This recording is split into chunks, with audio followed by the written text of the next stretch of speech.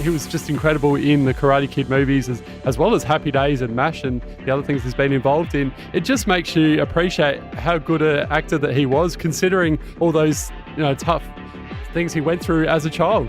This is Legends with Bevo, thanks to Anytime Fitness Glenelg and Renelec Electrical Services. And now here's your host, Bevo. Welcome to another edition of Legends with Bevo, and boy, oh boy, what a privilege it is today to be joined by Kevin Derrick. He's a director of More Than Miyagi. It's a documentary about Pat Morita, of course, who played Mr Miyagi in the Karate Kid movies. Kevin, great to have you on the show. What an absolute thrill. Thank you. I'm glad to be on. Thank you so much.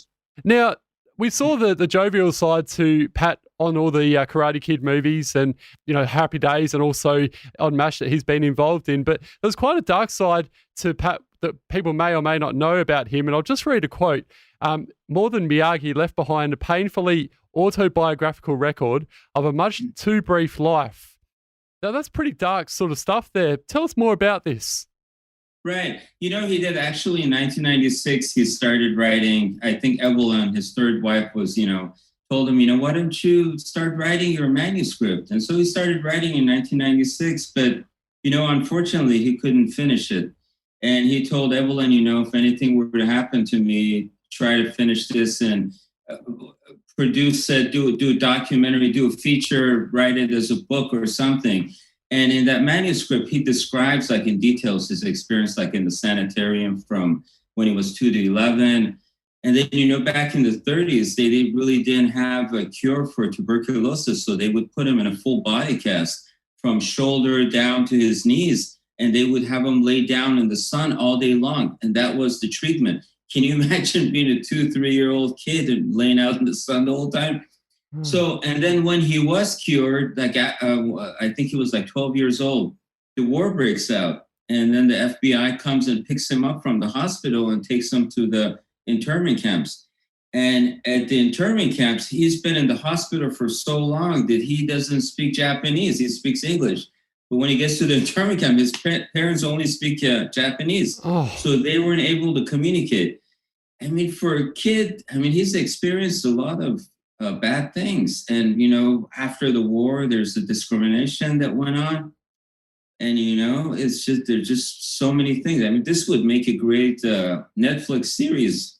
There's so much detail in his manuscript. Yeah, you're not wrong there. It's amazing to think that he was so amazing, or I use the word amazing a lot here, but this is sort of how I feel about him, because he was just incredible in the Karate Kid movies as well as Happy Days and MASH and the other things he's been involved in. It just makes you appreciate how good an actor that he was, considering all those tough things he went through as a child. Right. Absolutely. But he got nominated for something else too. I think it was a television series that he was working on. So he's won a lot of awards. And the idea behind the documentary, where did this sort of come about, and what was your relationship like with Pat? Okay. I was doing a documentary called The Real Miyagi. It was about my karate teacher. I've been in martial arts all my life. And my karate teacher, he's the one who did all the stunts for Pat Morita, all the Karate Kid films, and O'Hara series and all that stuff. So I knew Pat through my karate teacher. So when we were doing the documentary, we went and interviewed Pat Morita's wife, Evelyn. And then after the interview, she was telling us all these stories about the internment. I didn't know that much about Pat. And that was the first time I got a look inside, Pat's history. And Evelyn said, he saw his father die in front of his eyes and, tuberculosis and all that stuff. And all those stories stuck with me. And then a year later, when the documentary, The Real Miyagi, came out on Netflix, she called us to congratulate us. And I said, that's the time to head her up. So I said, hey, Evelyn, what do you think if we do a documentary on Pat? And then at first she said, I'm thinking his story would be better told in a feature, a biopic.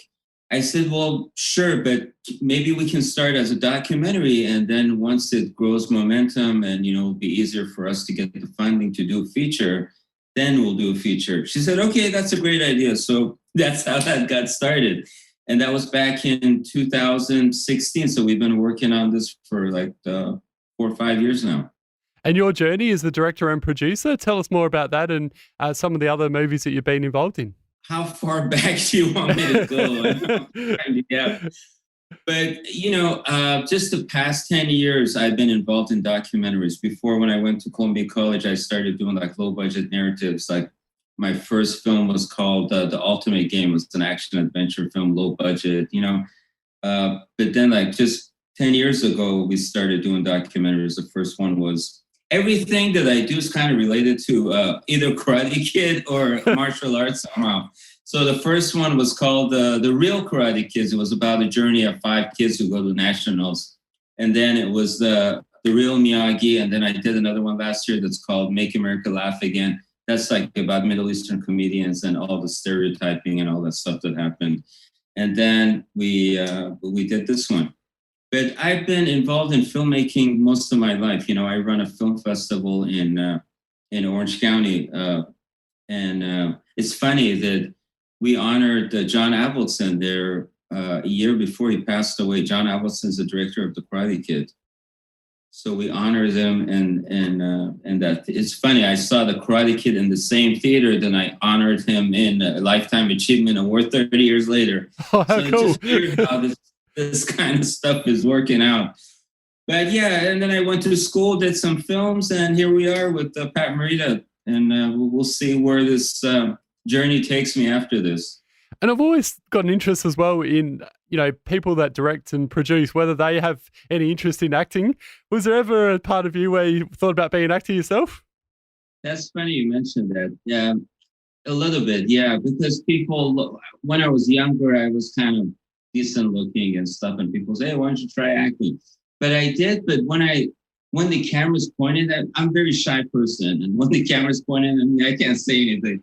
So I just realized that, I'm better off behind the camera. And I think that's where I excelled, behind the camera. I tried it, but it just wasn't my thing. So. And we're really thinking of you guys over there in America. I mean, how's it affected the film industry and how, I guess, does COVID make it with regards to making documentaries and movies over there? Like, what's the situation like? It's much harder for me if I want to make another documentary, and if this COVID is still going on. A lot of these actors or whoever that we want to interview, they're less likely to do, have you, invite us to their house and stuff like that. So it makes it a little bit harder for this Pat Morita thing. We were finished before the COVID started. So we had done all the shooting, thank goodness, before the whole COVID. And then this whole period of the COVID thing, I was sitting home and doing the editing. So it worked out perfectly. But in terms of the next project, I'm just kind of worried, like, what are we going to do? So you never know. But it's definitely much harder now to do a project. Well, hopefully with the vaccines, that might make things a bit easier for you guys. Fingers crossed. Oh, thanks. Yeah. And aside from the Mr Miyagi that we saw on the Karate Kids, was there a similarity between Pat and that character that he played where he was so jovial and we saw that funny side to him? The only thing that I would say was similar to the Miyagi character was his personality, right? His humor. That's the first thing that I talk to with people. The first thing they say is that, when you met him, try to make you laugh and smile. And so that aspect of him, I would say it was similar. But in terms of, and also the internment camps, I think Mr. Miyagi had, the same background as what Pat had. But in terms of karate and he didn't have an accent at all. And he didn't know any karate. So other than that, I would say, yeah, And we saw the close relationship between Ralph Macchio and Pat on the Karate Kid movies. And obviously now with Cobra Kai, which I'm personally loving and everyone around the world is as well, which we'll get to in a moment. But was there a relationship between the two offset as well that was really close that we saw on the Karate Kid? From what I gather, their relationship was more of a professional rather than like a personal, because Ralph Macchio lives in New York, Pat lived in Vegas, Zapka lives in LA, so it was kind of hard for them to, get together. So I remember Pat in his interviews and the pictures that I saw when he would to go shoot in New York or he would shoot in LA, they would get together. But in terms, I think it was more professional than anything. As Zapka said, and Ralph said that, on occasions like, holidays and stuff, Pat would call us up and, talk to us. But I don't think it was as close as you would think it was. And last thing that Ralph told me, he said the year before he died, they honored him for a Lifetime Achievement Award in New York. And he said that was the moment that I finally got to tell him everything that I wanted to tell him on stage. Oh, and wonderful. I think that's available somewhere on YouTube or something. But yeah, that's basically it. And tell us about Pat, something that we may not know about him as well, Kevin, the man that you know, or you knew, I should say. Something that you guys don't know about. Well, the people who don't know anything about him, everything in the documentary is going to be new to them. Wow, this is great. I didn't know any of this. But the people who knew and they followed his career, they mainly knew him as the Karate Kid, like I did, the Mr. Miyagi. To me, the surprise was his drinking problem, and I didn't know how severe it was. I mean, talking to the assistant, she said, he was drinking every day. His drinking started when he was 12 years old. His father and his uncle were making bootleg sake and internment camps and keeping everybody messed up. So can you imagine him starting at 12 until the end of his life? He was drinking every day. He used to put vodka in his coffee. Wow. And no one knew that he was drunk. Every film that you see him, he was drunk. But you can't really tell. Wow. The director didn't know. No one knew anything. But when it started showing up was a year before he passed away, because, as you get older, he tried to quit drinking, and he got a job in one of Las Vegas, some nightclub. I don't remember what it was, but he was like 10 feet away from the bar. So he was sober for like 3 months. And then when he got that job, since he was so close, how people, they come and offer him drinks and stuff. So he started drinking again, and it got really worse. And then he relapsed and he started doing stupid stuff. And that's where it went downhill and led to his demise. But, so the alcohol was sort of led to, his death in the end. That was one of the main causes. Right. That's what it was. It was alcohol. I'm surprised that he lived as long as he did, drinking every day. Yeah, you're right. It's quite staggering when you think about that. But I guess, not that I'm making an excuse for him, but what he went through, in his childhood was absolutely, horrific. So I can sort of see why people do turn to alcohol with these situations. But I suppose, and nowadays it's great that there's more support out there. We just wish that he could have had that support, don't we? Right. Everyone in any family can relate to, like my uncle, I have so many relatives that they have the same problem. So it's something you can relate to. I mean, if it was me and I had gone through all the stuff that Pat gone through, God, I don't know what I would have done. Maybe I would have done something worse. Who knows? But, it's justifiable to me that he suffered this much that he had to do something to mask all that stuff. So, And people may not know this as well. This is something that I sort of found from doing my research before chatting to yourself, is that he was actually involved as a stand-up comedian. I suppose we saw that jovial side to him in The Karate Kid, but was he like that a bit as well in Happy Days and MASH? Because that was before my time. I was a bit younger. Yeah, I was 10 when Happy Days came out. I mean, I grew up watching Happy Days, and for me, it was such a strange feeling that the strangest feeling for me was Marion Ross, when we went and interviewed her. When I stepped into her house, I felt like I'm stepping into like the Happy Days set. And you know how all the kids, Ralph Malph, Fotsy, and Richie, they go and sit down and have cookies and lemonade and all that stuff. So we went to her house, and she had actually made us homemade cookies and lemonade. Oh, so we sat down with her, and it was just like a fabulous feeling for her. It was weird. You grew up with these people, and then 30 years later, you're at their home having cookies, and it was just weird. But it was a great feeling, though. And all of them have been nice. They were everyone that we interviewed, Ralph, Zapka, everyone from Happy Days. They were such a nice people, all of them. And so Pat was sort of a bit of a funny sort of character on Happy Days as well, or was it more of a serious side to him on that? He was. He came in actually in the third season of Happy Days. After the second season, they were thinking of canceling Happy Days because they would refer to a person named Arnold, but you would never see anyone, and it was just, you would hear a voice in the kitchen or something like that. So in the third season, they decided to hire someone, and the producer already knew Pat from prior things that he worked on. So he said, you don't need to audition, just come and you have the job. So at the third season is when they came in and they changed the format. They went from like shooting it on film, they went to shooting it on video, and it was live in front of an audience. And that's when it started picking up, and they did, I don't know, like 10 more seasons after that. But the bad thing was, it wasn't bad for Pat, but he got offered his own show, Mr. T and Tina, because of the success of Happy Days. And so he couldn't turn it down, and he was the lead. So he switched over to that one sitcom. But that sitcom was ahead of his time. I mean, back then, seeing a Japanese lead, and I don't think when it was 10 years after, 20 years after the war, I don't think people were ready to see a Japanese lead in a sitcom. So unfortunately, that didn't work out. They only shot like 6 episodes and aired 3 episodes.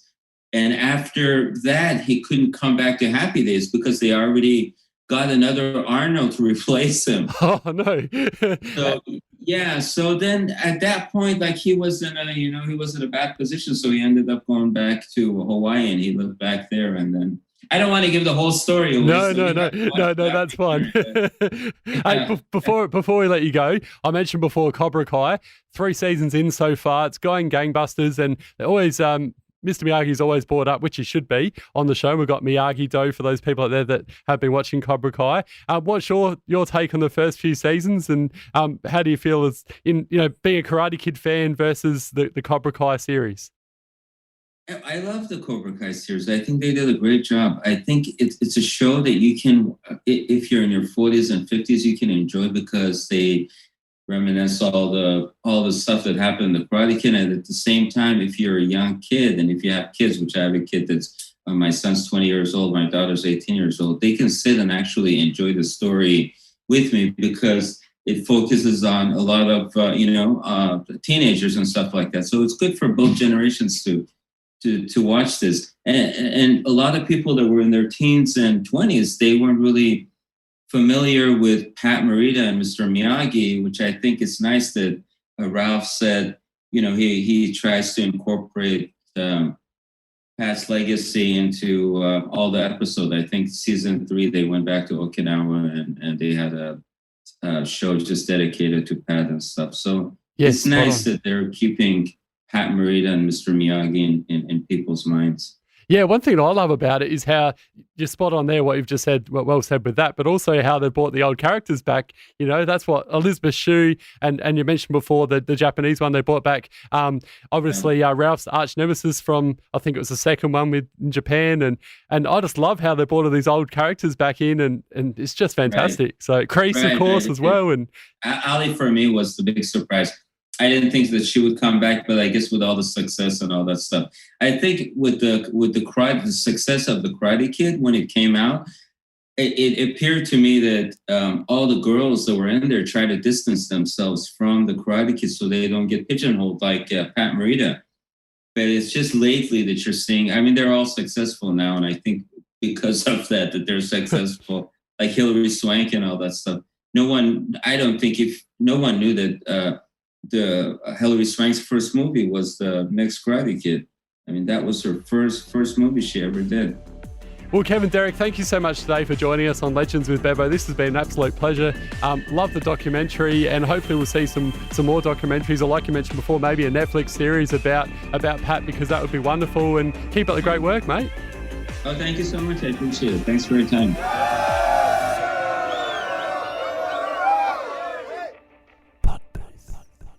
Sounds so good.